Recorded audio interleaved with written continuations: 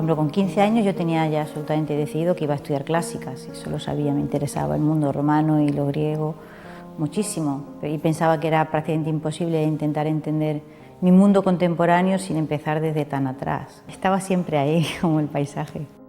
La historia hay que investigarla, no es el relato que aparece a primera vista delante de nosotros, porque la historia de España se ha construido sobre toneladas de propaganda que cayeron sobre ella desde el siglo XVI en adelante, y por supuesto la versión protestante de esa historia está construida sobre los pilares de la leyenda negra irremediablemente. Todos esos prejuicios hispanófobos fueron asumidos más tarde por el liberalismo, y realmente a principios del siglo XX no había nadie que se cuestionara que la historia de España pudiera no haber sido una historia de intolerancia religiosa y persecuciones, pudiera no haber sido una historia de ignorancia, pudiera no haber sido una historia de atraso o pudiera no haber sido una historia de masacres sobre pueblos indígenas.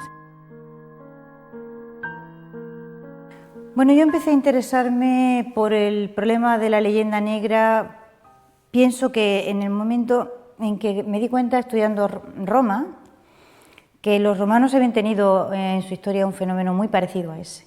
¿Contra qué podía ir de un romano? Contra su reputación, ¿no? Pues eso sucedió luego en el caso del Imperio Español y muy visiblemente contra los Estados Unidos de América en estos tiempos, y ha ocurrido también contra Rusia. Me interesaba bastante añadir un capítulo sobre Rusia, porque para la opinión pública española ni siquiera la palabra rusofobia, el lector español ni siquiera es consciente de que tiene una visión de los rusos que ha sido absolutamente fabricada en un momento determinado. El imperio es una apertura al mundo que te obliga a mezclar lenguas, a tratar con desconocidos, a intentar estructurar políticamente. Todos los imperios son multinacionales, multirraciales y normalmente multirreligiosos.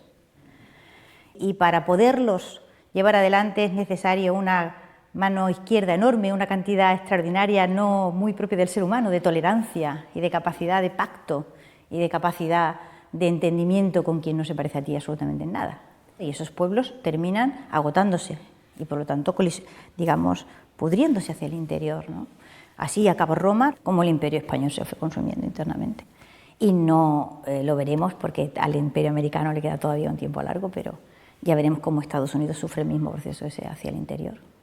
Los imperios avanzan siempre, por ejemplo, por replicación de sí mismos, no estableciendo colonias. Como España, cuando se expandió, reprodujo las instituciones de Castilla y sus modos de organización allá donde fue, y nunca creó un sistema jurídico aparte para esos territorios. Todos los súbditos de Felipe IV eran súbditos de Felipe IV, indios o no indios, mestizos o no mestizos. Esto, el colonialismo jamás, es decir, el colonialismo se basa profundamente en la distinción entre la metrópoli y sus colonias. Sus estatutos jurídicos están absolutamente diferenciados. El indio nacido en la India no tiene pasaporte británico, nunca. Llamamos Imperio Británico a la expansión por la India y otros territorios, duró 70 años, más no pudo durar, porque o el imperio ofrece más de lo que quita, o el imperio integra, o el imperio no permanece.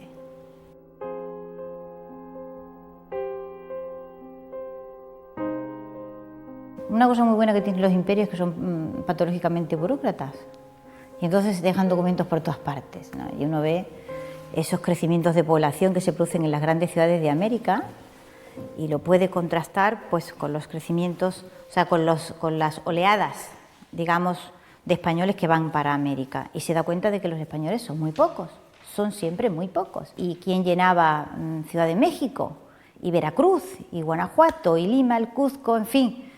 Ciudades que en el momento de la independencia muchas tenían más de 100.000 habitantes, que eran mejores que todas las que había en la península ibérica, sin discusión. ¿Quién las llenaba? Sí, no podían ser españoles, tantos no habían llegado allí. Es decir, tenemos en la cabeza la idea de que Hispanoamérica es pobre. Hispanoamérica es pobre ahora. Hispanoamérica no era pobre cuando se independizó, en absoluto. Era muy rica. La primera manifestación seria y sólida de hispanofobia está en el humanismo italiano. O sea, la idea de que España es un país medieval, por ejemplo, es del humanismo italiano. Tachan el imperio que les molesta como medieval, porque ser medieval para ellos era lo peor que se podía ser. Es decir, los españoles, para los humanistas, no solo eran atrasados, o sea, medievales, sino que además habían mezclado, tenían un trozo de historia muy rara, ¿no? Y se habían mezclado con judíos y se habían mezclado con moros. Y eso además era absolutamente conocido. El teatro de Lope de Vega demuestra que estos prejuicios los españoles los conocían a la perfección. Y no importaba nada. La gente se reía de aquello y le daba completamente igual. Que es una actitud que es muy frecuente también en los imperios, de la misma forma que los romanos se tomaran a chifla y se lo tomaron más de una vez y de dos y de muchas. Las cosas que los griegos escribían sobre ellos y los judíos, Flavio Josefo, etc. Pues los españoles en su época también se lo tomaban a broma. O sea, mientras el imperio, digamos, mantiene el espíritu alto y el espíritu, digamos, de superación de sí mismo, el espíritu de frontera, puede ser consciente y le puede afectar, pero no demasiado. Eso empieza a afectar después. Pues ¿en qué momento empieza a bajar? Pues empieza a bajar claramente en el momento en que se empiezan a asumir como verdaderos todos los tópicos hispanófobos que va repitiendo la Ilustración. Y ese momento es la segunda mitad del siglo XVIII. Después de esa maravilla, no exagero, ¿no?, que es el siglo de oro español, el siglo XVIII es letal, o sea, es helador, absolutamente, se congela, la literatura se congela, porque el estilo ilustrado que habían traído los Borbones era impropio absolutamente de lo que había sido el estilo de la cultura española. Eso era algo que aquí uno no se puede imaginar a un señor como Lope de Vega en un salón, ni a un Cervantes en un salón. Esta gente iba por libre en la vida y no tenían vinculación alguna con los círculos de poder, lo cual les mantenía la lengua muy suelta. Y eso fue una ventaja extraordinaria, es decir, esas críticas feroces cervantinas, esos sonetos de cachondeo total, hasta el último poeta de la última Mesoncillo de Madrid era capaz de escribir un soneto contra Felipe II, se quedaba tan pancho y no le pasaba absolutamente nada, ¿no? Es después cuando el estilo cambia, se asume absolutamente todos los tópicos franceses que llegan empapados, interesadamente, claro está, de las ideas de la España atrasada, la España intolerante, la España que venían repitiéndose desde el protestantismo y aún de antes, y se produce un fenómeno que no ha dejado de producirse hasta el día de hoy y forma parte del carné de ser un intelectual español que seas muy hispanófobo, que hayas asumido los tópicos de la leyenda negra, que seas con tu país no crítico, hipercrítico, con razón o sin ella. Es decir, es que nosotros hemos estudiado una versión de la historia de Europa que está escrita en el siglo XIX y que es el resultado, primero, del nacionalismo alemán, el italiano también, y que en esa época es también la época en que se reescribe la historia del supuesto imperio británico en el momento de gran expansión, la época victoriana. Es decir, hay 3 reescrituras simultáneas de la historia de Europa, cada una de ellas encaminadas a justificar determinadas cosas. Porque la mentalidad protestante ha funcionado siempre, como todas las mentalidades duales, crecen y triunfan generando un enemigo. El protestantismo funciona con esa mentalidad dual y los nacionalismos también. Y el problema es que España está en el disco duro de varios nacionalismos, no me refiero a los que nosotros tenemos ahora en nuestras versiones folclóricas locales, sino de varios nacionalismos europeos muy profundamente incrustados. Es decir, la idea de que España ha sido la que ha estorbado el desarrollo de distintos países europeos está en el nacionalismo alemán hasta los tuétanos, cuando ya los españoles estaban completamente al margen de esta historia y no pensaban en ello ni nada, de nada, la gente del 98.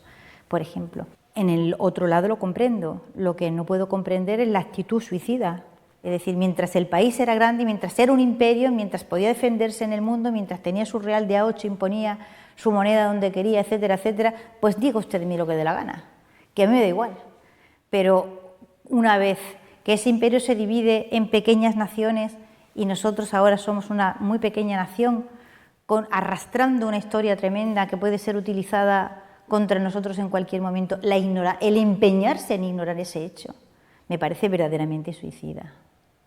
Hemos visto en igualdad de condiciones cómo las primas de riesgo español eran siempre superiores a las de cualquier otro país. ¿Por qué?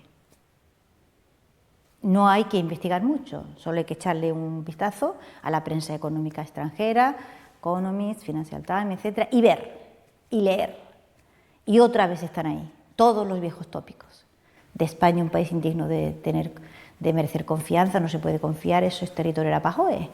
Territorio africano, son raros, están en Europa con un pie dentro y otro fuera, tienen una historia diferente y aparte, ellos no son como nosotros, etcétera, etcétera. Luego desconfiamos de ellos, luego le prestamos dinero, pero con más intereses. Y esto ha sucedido así. Y la mayor parte de los españoles creo que no lo sabe. ¿Con qué herramientas? ¿Con qué armas? O sea, la prima de riesgo de España sube un punto y medio más, hasta 2, más incluso, y nadie le dice a la gente por qué.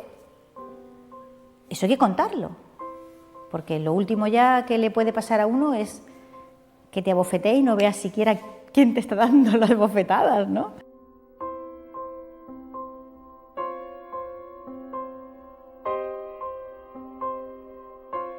La verdad os hará libres, quizás sea cierto, pero a mí tampoco me importa. Quiero decir que la verdad es la verdad, os haga libres o no. La verdad es la verdad y merece ser conocida. A mí me resultó maravilloso descubrir ese mundo de pactos que había habido en América, ¿no? Conforme los españoles avanzaban. América Latina está llena de celebraciones de pactos, que ya se han olvidado que fueron pactos. Pactos que en un momento dado se hicieron pues, con los mapuches, con los totonacas, con los muiscas, con los payos, con los ópatas, con los, yo qué sé, tropocientos mil. Con ellos se pactó y se hicieron alianzas que duraron siglos. Merece ser mejor conocido, mucho mejor conocido y mucho mejor estudiado de lo que lo ha sido, porque ha sido realmente uno de los grandes momentos en la historia de la humanidad, sin duda. No porque sea nuestro, nosotros no tenemos ya nada que ver con ese imperio, eso lo digo al final, le sienta mal a todo el mundo, pero hay que aceptar el hecho de que ese imperio existió y dejó de existir. Y lo construyeron nuestros antepasados que son antepasados nuestros y de los mexicanos y de todo el mundo. Nosotros de ese imperio no somos más que un cachito desgajado y nada más. Pero ese imperio fue un momentazo tremendo en la historia y merece, yo creo que en algún momento llegará a ser mejor conocido de lo que lo es y mejor estudiado de lo que lo es. De los grandes imperios de la historia de la humanidad, desde luego el español fue uno y no cabe en absoluto avergonzarse de él. Habrá que avergonzarse de todo lo que hemos hecho después, pero de aquellos 3 siglos y medio, desde luego, no hay vergüenza posible.